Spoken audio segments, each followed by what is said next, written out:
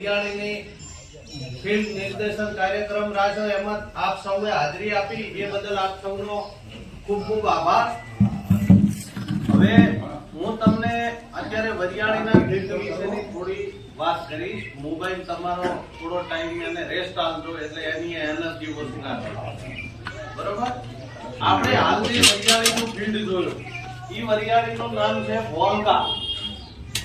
આ દોતીવાડાથી રિસર્ચ થયેલી વેરાયટી, બરોબર?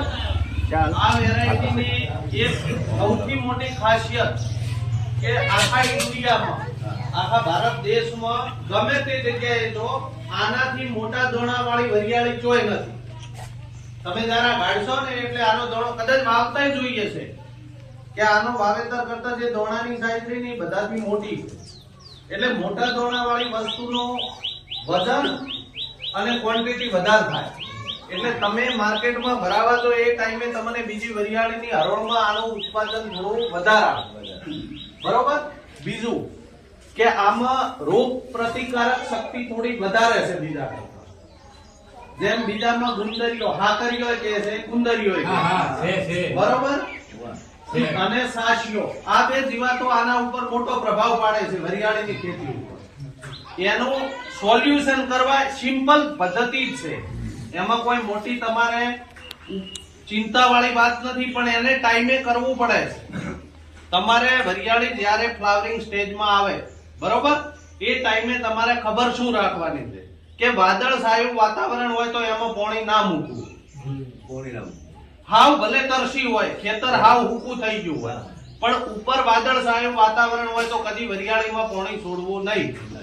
પાણી છોડશો તો હાકરિયાની રોગ વધારે થશે, પણ પાણી નહીં છોડો તો એ એટલે ને એટલે સ્ટેબલ રહેશે અને વાતાવરણ સુધર્યું તો તમે અચાનક પાણી મેળવી શકો। એટલે પહેલો તમારો ઈ રોગનું નિવારણ એકલું સિમ્પલ જ છે। બીજું કે એમાં સાશિયાની તકલીફ રહેશે કે આખું ખેતર ધોળો થઈને ઉકાઈ જાય, કાસો દોણો ખોહાઈ જાય, બરોબર?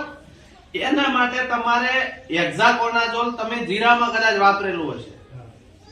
હેક્ઝાકોનાઝોલ 5% SC આવે, એનું 50 ml પર પંપે માપનું તમારે એનો ડોઝ મરાઈ દેવો અને એના ભેળું તમે M45 કરશો તો બી ચાલશે। M45 તો આખા પાટણ જિલ્લામાં સૌથી ખેતીમાં સમૃદ્ધ ગોમ નાયતા ઉત્પાદન લેવાની દ્રષ્ટિ તમારી નાયતાની ખેતી રહી ને આટલા પટ્ટા બીજો ચોય નથી, એટલે તમે ઓલરેડી આગળ સમૃદ્ધ તો છો જ, પણ એમાં અમુક ટેકનિકલ ખાસિયતોને તમારે ધ્યાનમાં રાખવી પડે ખેતી કરવા માટે। આજે જીરાનો વાવેતર પુષ્કળ થયું, પણ જીરામાં તમારા જે પ્રોડક્શન આયા કે નહીં એ બીજા એરિયાના એના હોમે ઘણા ઓછા હોય, એટલે ખેતીમાં તમે આગળ છો પણ જોડે થોડું આધુનિક એ ફૂલ રહ્યો ને અહીંયાથી પડી જાય, ફળી થઈને ઉભું રહે, એટલે ઈ ના થવા માટે તમારે ઈ બે વસ્તુનું ખાસ ધ્યાન રાખવાનું। પછી વાવણી, વાવેતર કરો તો વાવેતરમાં ઘાટું બિયારણ વાવવાની જરૂર નથી। તમે ધારો કે આ અમે અત્યારે આ ફીલ્ડ જોયો, આમાં 4-4, 5-5 છોડ જોડે છોકે છે, પણ ઈ કરવાની જરૂર નથી, વધુમાં વધુ 2 દાણા જ મૂકો એટલે તમારે ફાલની પ્રક્રિયા વધારે થશે।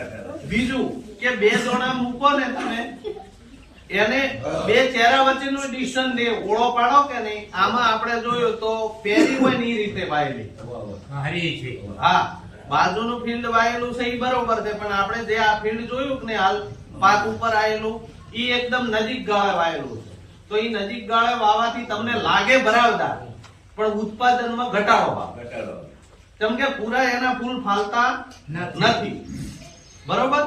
હવે આગળની વરિયાળી સિવાયની હું વાત કરું તો આપણે દોતીવાડામાં આટલી મહિની ટોટલ પ્રોડક્ટો આવે છે। જુઓ આ GCS2 છે 2 નંબર, પણ એ આપણા પટ્ટામાં પિયતમાં ચાલતું નથી એટલે એને આપણે સાઈડમાં કરી દઈએ।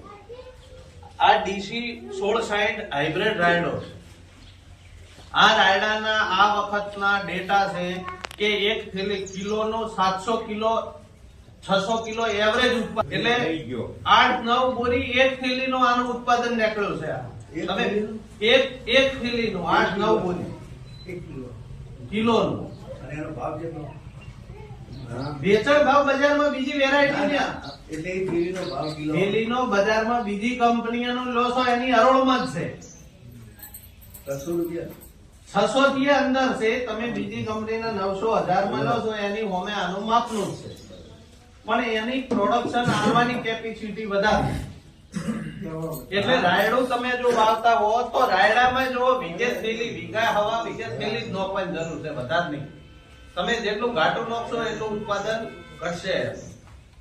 એના પછી આ GCH 7 નંબર છે, જે 2 કિલો પ્લાસ્ટિકની થેલી આવે છે, બરોબર. ઈ આખા પાટણ, મહેસાણા, સાબરકાંઠા ટોટલ જિલ્લામાં સૌથી હાઈએસ્ટ સેલ વાળી પ્રોડક્ટ છે. આ સૌથી વધારે રાયડો ને એરંડા GCH 7 નંબર. આરે આખા ઉત્તર ગુજરાતમાં સૌથી વધારે આરે વેચાય, બરોબર. એના પછીની બાજરી છે 50-55. બાજરીનું આપણું જે રહ્યું એ નેટવર્ક થોડું નાનું છે, એટલે બાજરીમાં અમે વધારે ખેડૂતને ફોકસ કરતા નથી. જરૂરિયાત પ્રમાણે વેચાય એટલું જ.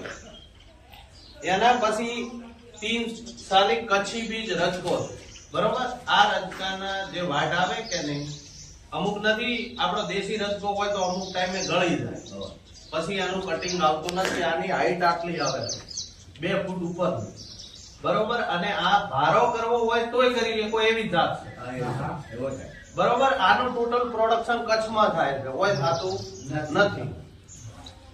એના પછી આપણી સર્ટિફાઈડ 7 નંબરની થેલી આવે, પીળી થેલી.